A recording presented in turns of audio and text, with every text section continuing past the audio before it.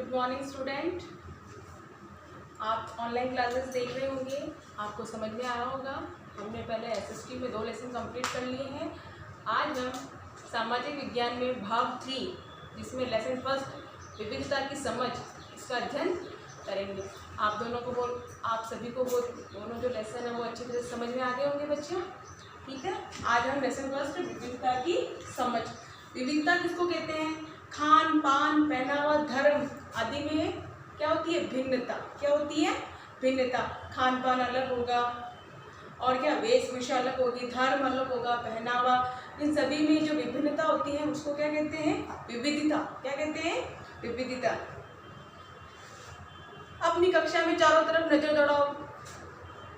क्या कोई ऐसे साथी हैं जो बिल्कुल आपकी तरह दिखती हो? इस पार्ट में आप पढ़ेंगे कि लोग एक दूसरे के कई मामलों में भिन्न होते हैं। हम क्लास में बैठते तो आप देखते हो कि चारों तरफ देखते सभी बच्चे क्या होते हैं? अलग अलग होते हैं, बल्कि वे अलग अलग क्षेत्रों के भी होते हैं। उनके धर्म, रहन सहन, खान पान, भाषा, त्योहार आदि भी भिन्न होते हैं। जो आपके आसपास जो आपके फ्रेंड्स होते हैं वो क्या होते हैं? उनका धर्म अलग होता है, कोई हिंदू होता है, कोई मुस्लिम होता है, उनका रहन सहन, खान पान, ये सभी अलग होते हैं। ये भिन्नताएं हमारे जीवन को कई तरह से रोचक और समृद्ध बनाती हैं। ये जो भिन्नताएं हैं ये हमारे जीवन को कई तरह से समृद्ध और रोचक बनाती हैं। आपको जो ये बुक में 3 चित्र बना रखे हैं, ये तीनों बच्चों ने अलग अलग बनाए हैं। ये तीनों बच्चों ने अलग अलग बनाए हैं और आप ही की उम्र के बच्चों ने बनाए हैं। तो इसमें तीनों चित्र क्या है? अलग अलग। 3 बच्चों ने बनाए हैं और तीनों के जो चित्र हैं वो भी क्या है? अलग अलग। ये एक दूसरे से बिल्कुल भिन्न है। हम सबका चित्रकारी करने का अपना अपना एक तरीका होता है। हम जब चित्रकारी करते हैं तो सबका अपना अपना एक तरीका होता है। जिस तरह हमारी चित्रकारी में भिन्नता होती है, उसी तरह हमारे रंग रूप और खान पान आदि में भी भिन्नता होती है। आदि में क्या होती है? भिन्नता। ये जो खाली बॉक्स है इसमें आप भी अपना एक चित्र बना सकते हैं। फिर अपनी अध्यापिका की सहायता से ये पता कीजिए कि आप में से कितने साथियों के जवाब एक जैसे हैं।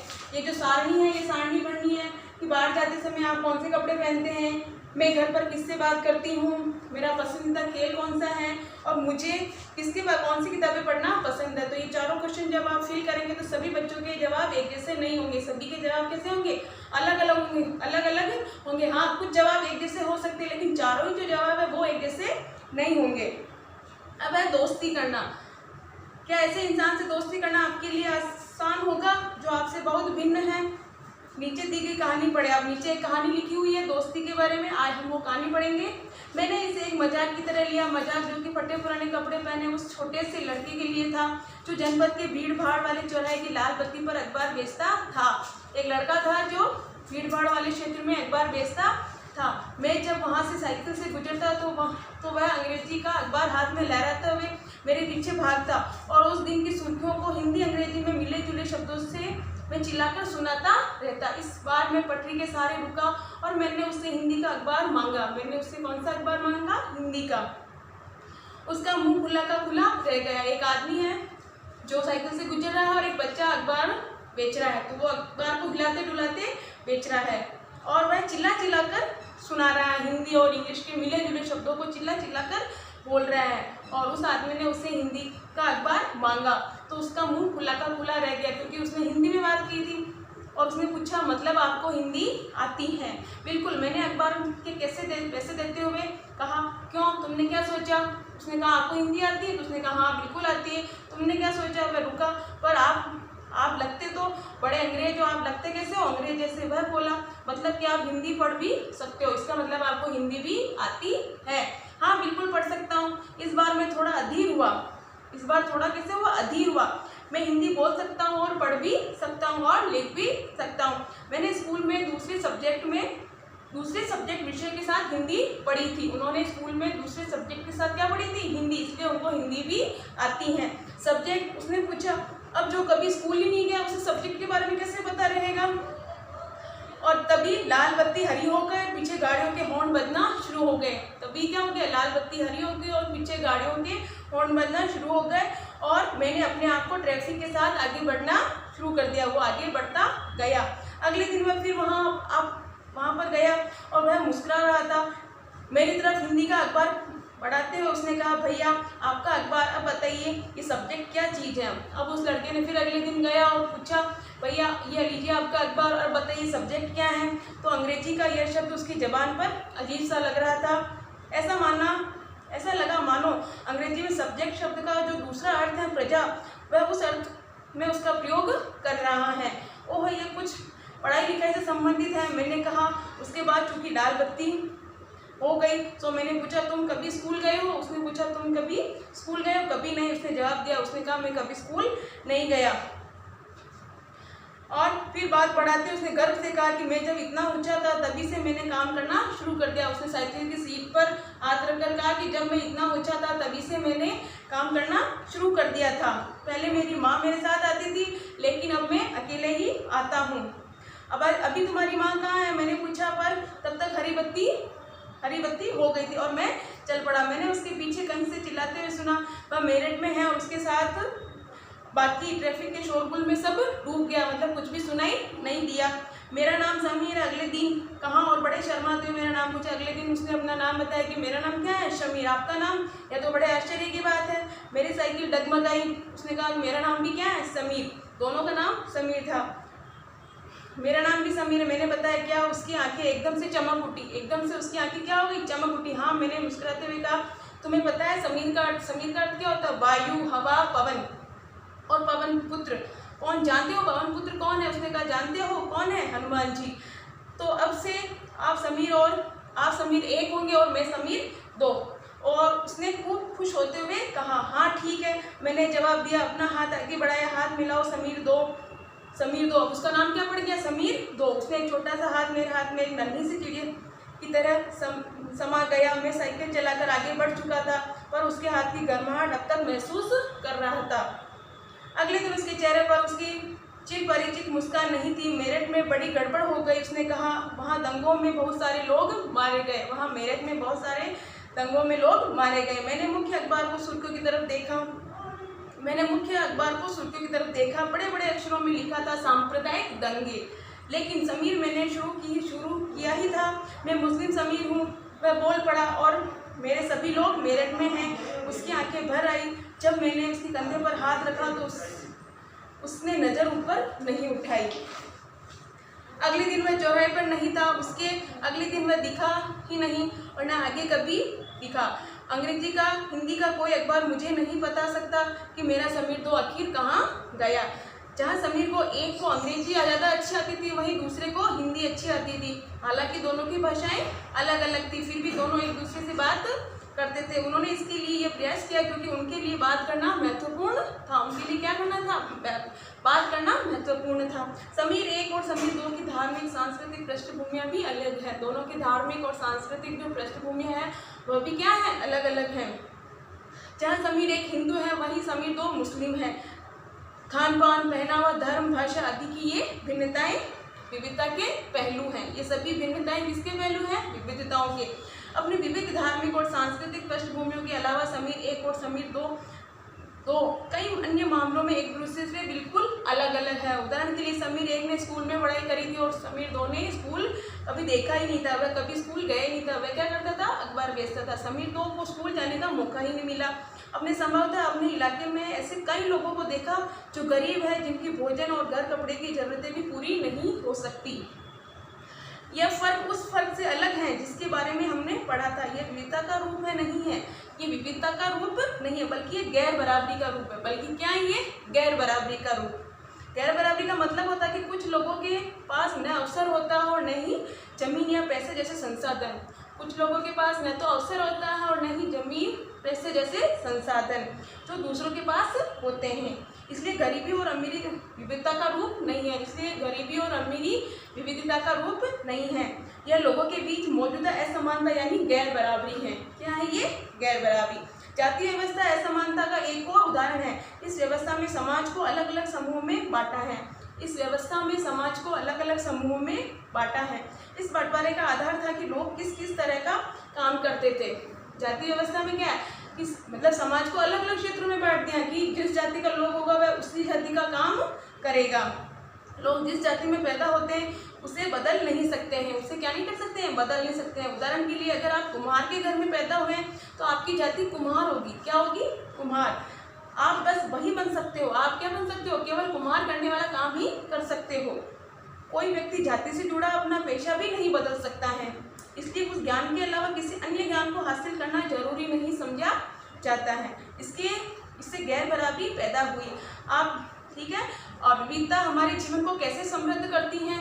जैसे समीर 1 और समीर 2 दो दोस्त बने अच्छे, ठीक वैसे ही आपकी भी सहेलियाँ होगी, आपके भी फ्रेंड्स होंगे, आपसे बहुत अलग होंगे। आपने शायद उनके घर में अलग अलग तरह का खाना भी खाया होगा, अलग अलग तरह के कपड़े, रहन सहन, ये सभी क्या होती हैं? अलग अलग होते हैं।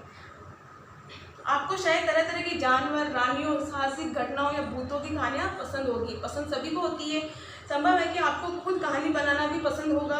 एक अच्छी कहानी पढ़ने से हमेशा खुशी मिलती है। उसको पढ़कर ज़्यादा कहानियाँ बनाने का नए नए विचार हमारे मन में आते हैं। जो लोग कहानियाँ लिखते हैं वे विभिन्न शोध किताबों, वास्तविक जीवन और कल्पना से प्रेरणा लेते हैं। कुछ लोग जंगल के जानवरों के नज़दीक रहे हैं और उन्होंने जानवरों से दोस्ती की है, लड़ाइयों के बारे में कहानियाँ लिखी हैं। और कुछ अन्य लोगों ने राजा रानियों के वृत्तांत भी पढ़े हैं। ठीक है बच्चों। अब है भारत में विविधता। अब क्या है भारत में विविधता? भारत विविधताओं का देश है। भारत कौन सा देश है? विविधताओं का। हम विभिन्न भाषाएं बोलते हैं। हम विभिन्न भाषा बोलते हैं, विभिन्न प्रकार का खाना खाते हैं, अलग अलग त्योहार मनाते हैं और विभिन्न प्रकार के धर्मों का पालन करते हैं। लेकिन गहराई से सोचे तो वास्तव में हम एक की तरह की चीज़ें करते हैं। जो हमारे करने के तरीके अलग अलग हैं। हमारे जो करने के जो तरीके हैं वो क्या हैं? अलग अलग हैं। हम विविधता को कैसे समझें? विविधता को हम कैसे समझें? देखिए, करीब 2-2 वर्ष पहले जब रेल, हवाई जहाज, बस और कार हमारे जीवन का हिस्सा नहीं थे, जो करीब 200 वर्ष पहले जब रेल, हवाई जहाज, बस, कार हमारे जीवन का हिस्सा नहीं थे, तब भी लोग संसार में एक भाग से दूसरे भाग पर यात्राएं करते थे। वे पानी के जहाज़ों से, घोड़ों या ऊँट पर बैठकर या फिर पैदल ही जाते थे। अक्सर ये यात्राएं खेती और बसने के लिए, नई जमीन की तलाश में या फिर व्यापार के लिए की जाती थी। या तो जमीन की तलाश के लिए या फिर व्यापार के लिए। इसलिए लोग नई जगह पर अक्सर काफ़ी लंबे समय तक ठहर जाते थे। इसके अलावा सूखे और अकाल के कारण भी, ठीक है, अपना घर बार छोड़ देते थे। उन्हें जब पेट भरकर खाना नहीं मिलता तो वे नई जगह पर जाकर बसना शुरू कर देते। कुछ लोग काम की तलाश में और कुछ लोग युद्ध के कारण भी घर परिवार छोड़ देते थे। लोग जब नई जगह में बसना शुरू करते तो उनके रहन सहन में थोड़ा बदलाव आता। अब नई जगह रहेंगे तो हमारे रहन सहन में क्या होगा? बदलाव भी आएगा। कुछ चीज़ें वे नई जगह से अपना लेते हैं, कुछ चीज़ें तो वे नई जगह से अपना लेते हैं और कुछ चीज़ें वे पुराने जो ढर्रे पर ही चलते रहते थे। इस तरह उनकी भाषा, भोजन, संगीत, धर्म आदि में नए और पुराने का मिश्रण होता रहता है। उनकी संस्कृति और नई जगह की संस्कृति में आदान प्रदान होता है और धीरे धीरे एक मिश्रित यानी मिली जुली संस्कृति उभरती है। धीरे धीरे कौन सी संस्कृति उभरती है? मिली जुली। अगर अलग अलग क्षेत्रों का इतिहास देखें तो हमें पता चलेगा कि किस तरह विभिन्न सांस्कृतिक प्रभावों ने वहाँ की जीवन और संस्कृति के आकार देने में बड़ा योगदान दिया है। इस तरह से कई क्षेत्र अपने विशिष्ट इतिहास के कारण विविधता संपन्न हो जाते हैं। ठीक इसी प्रकार लोग अलग अलग तरह की भौगोलिक स्थितियों से किस प्रकार सामंजस्य बैठाते हैं, उसमें विविधता उत्पन्न होती है। उदाहरण के लिए समुद्र के पास रहने वाले पहाड़ी इलाकों में रहने में बड़ा फर्क होता है। समुद्र के पास रहना और पहाड़ी इलाके में रहना, इन दोनों में क्या है? बड़ा फर्क है। न केवल वहाँ के लोगों के कपड़ों, खान पान, आदतों में फर्क होगा बल्कि जिस तरह वे काम करेंगे वे अलग अलग होंगे। शहरों में अक्सर लोग यह भूल जाते हैं कि उनका जीवन उनके भौगोलिक वातावरण से किस तरह गहराई से जुड़ा हुआ है। ऐसा इसलिए कि शहरों में लोग विरले ही अपने सब्जी अनाज उगाते हैं। वे इन चीज़ों के लिए बाजार पर निर्भर होते हैं। वे जो है इन चीज़ों के लिए किस पर निर्भर होते हैं? बाजार पर। आइए भारत के 2 भाग लद्दाख और केरल के उदाहरण के जरिए यह समझने की कोशिश करें कि किसी क्षेत्र की विविधता पर इसके ऐतिहासिक और भौगोलिक कारकों का क्या असर पड़ता है। ये देखिए, लद्दाख कौन सा क्षेत्र है? जो ऊंचे पहाड़ों वाला रेगिस्तानी इलाका है। लद्दाख कौन सा क्षेत्र है? ऊंचे पहाड़ों वाला और रेगिस्तानी इलाका। लद्दाख तो व्यापार के लिए एक अच्छा रास्ता माना गया है क्योंकि यहाँ कई घाटियाँ हैं जिनसे गुजरकर मध्य एशिया के काफिले पर इलाके में पहुँचते हैं, जिसे आज तिब्बत कहते हैं। जहाँ पर क्या है? तिब्बत में बौद्ध धर्म का प्रचार है। ये काफिले अपने साथ मसाले, कच्चा रेशम, दरिया आदि लेकर चलते थे। लद्दाख के रास्ते में ही बौद्ध धर्म तिब्बत पहुंचा। लद्दाख को छोटा तिब्बत भी कहते हैं। करीब 400 साल पहले यहाँ पर लोगों का इस्लाम धर्म से परिचय हुआ। यहाँ पर क्या हुआ? इस्लाम धर्म का परिचय हुआ। और अब यहाँ पर अच्छी खासी संख्या में मुसलमान रहते हैं। अब यहाँ पर अच्छी खासी संख्या में लद्दाख में कौन रहते हैं? मुसलमान। लद्दाख में गानों, कविताओं का बहुत ही समृद्ध मौखिक संग्रह है। तिब्बत का ग्रंथ केसर सांग लद्दाख में काफ़ी प्रचलित है। उनके स्थानीय रूप को मुसलमान और बौद्ध दोनों ही लोग गाते हैं और उस पर नाटक खेलते हैं। अब है केरल। भारत के दक्षिण पश्चिम कोने में बसा हुआ यह राज्य है। यह एक तरफ समुद्र से घिरा हुआ है और दूसरी तरफ से वह पहाड़ियों से। एक तरफ से तो समुद्र से और दूसरी तरफ से पहाड़ियों से। इन पहाड़ियों पर विविध प्रकार के मसाले जैसे काली मिर्च है, लौंग है, इलायची आदि उगाए जाते हैं और इन मसालों के कारण यह क्षेत्र व्यापारियों के लिए बहुत ही आकर्षक बना हुआ है। सबसे पहले अरबी व यहूदी व्यापारी केरल आए थे। सबसे पहले कौन आए थे? अरबी और यहूदी। ऐसा माना जाता है कि ईसा मसीह के धर्मदूत संत थॉमस लगभग 2000 साल पहले यहाँ आए थे। भारत में ईसाई धर्म लाने का श्रेय उन्हीं को जाता है। अरब में कई व्यापारी यहाँ आकर बस गए। इब्न बतूता ने जो करीब 700 साल पहले यहाँ आए, अपने यात्रा वृत्तांत में मुसलमानों के जीवन का विवरण भी इन्होंने लिखा है। मुसलमान समुदाय की यह बड़ी इज्जत थी, यहाँ बड़ी इज्जत थी। वास्को डिगामा पानी के जहाज से यहाँ पहुँचे तो पुर्तगालियों ने यूरोप से भारत तक का समुद्री रास्ता जाना। इन सभी ऐतिहासिक प्रभावों के कारण केरल के लोग विभिन्न धर्मों का पालन करते हैं, जिसमें यहूदी है, इस्लाम है, ईसाई है, हिंदू है, बौद्ध है, सभी धर्म शामिल हैं। चीन के व्यापारी भी केरल आए। अब चीन के व्यापारी भी केरल आए। यहाँ पर मछली पकड़ने के लिए जाल इस्तेमाल किए जाते थे। वे चीनी जालों से हूबहू मिलते थे और उन्होंने चीना बला कहते हैं। उन्हें क्या कहते हैं? चीना बला। तलने के लिए लोग जो बर्तन इस्तेमाल करते हैं उसे चीना चट्टी कहते हैं। क्या कहते हैं? चीना चट्टी कहते हैं। इसमें चीन शब्द इस बात की ओर इशारा करता है कि इसकी उत्पत्ति कहाँ हुई। इसमें जो चीन शब्द है वह इस बात का इशारा करता है कि इसकी उत्पत्ति चीन में हुई है। केरल की उपजाऊ जमीन और जलवायु चावल की खेती के लिए बहुत उपयुक्त है। चावल की खेती के लिए क्या है? केरल की जो जमीन और जलवायु बहुत ही उपयुक्त है। वहाँ के अधिकतर लोग मछली, सब्जी और चावल खाते हैं। वहाँ के अधिकतर लोग क्या खाते हैं? मछली, चावल और सब्जी। यहाँ केरल और लद्दाख की भौगोलिक स्थितियाँ एक दूसरे से बिल्कुल अलग हैं। वहीं हम ये देखते हैं कि दोनों क्षेत्रों के इतिहास में एक ही प्रकार के सांस्कृतिक प्रभाव हैं। दोनों के इतिहास में एक ही प्रकार के क्या है? सांस्कृतिक प्रभाव। दोनों ही क्षेत्रों को चीन और अरब से आने वाले व्यापारियों ने प्रभावित किया है। दोनों ही क्षेत्रों को अरब और चीन से आने वाले व्यापारियों ने प्रभावित किया है। जहाँ केरल की भौगोलिक स्थिति ने मसालों की खेती संभव बनाई है, वहीं लद्दाख की विशेष भौगोलिक स्थिति ऊन से व्यापारियों को अपनी ओर खींचा है। वहीं लद्दाख में क्या है? ऊन ने उनको अपनी ओर खींचा है। इस तरह पता चलता है कि किसी भी क्षेत्र के सांस्कृतिक जीवन का उसके इतिहास और भूगोल पर प्राय गहरा रिश्ता होता है। विविध संस्कृतियों का प्रभाव केवल बीते हुए कल की बात नहीं है, हमारे वर्तमान जीवन का आधार भी काम के लिए एक जगह से दूसरी जगह जाना है। हर एक कदम के साथ हमारे सांस्कृतिक रीति रिवाज और जीने का तरीका धीरे धीरे उस नए क्षेत्र का हिस्सा बन जाते हैं जहाँ हम पहुँचते हैं। ठीक इसी प्रकार हमारे पड़ोस में हम अलग अलग समुदाय के लोगों के साथ रहते हैं। हम हमारे पड़ोस में भी अलग अलग लोगों के समुदाय के साथ रहते हैं और एक दूसरे के रीति रिवाज और परंपराओं में घुल मिल जाते हैं। अब है विविधता में एकता। विविधता में एकता। भारत की विविधता या अनेकता को उनकी ताकत का स्रोत माना जाता है। किसका स्रोत माना जाता है? ताकत का। जब अंग्रेजों का भारत पर राज था तो विभिन्न धर्म, भाषा और क्षेत्र की महिलाएं, पुरुषों ने अंग्रेजों के खिलाफ मिलकर लड़ाई लड़ी थी। भारत के स्वतंत्रता संग्राम में अलग अलग परिवेशों के लोग शामिल थे। उन्होंने एकजुट होकर आंदोलन किया और इकट्ठे जेल गए। उन्होंने एकजुट होकर क्या करा? आंदोलन करा और सभी एक साथ जेल गए। अंग्रेजों का अलग अलग तरीकों से उन्होंने बहिष्कार किया, विरोध किया। अंग्रेजों ने सोचा था कि वे भारत के लोगों में फूट डाल सकते हैं, वहाँ पर राज्य कर सकते हैं, क्योंकि उनमें काफ़ी क्या है? विभिन्नताएं हैं और इस तरह उनका राज चलता रहेगा।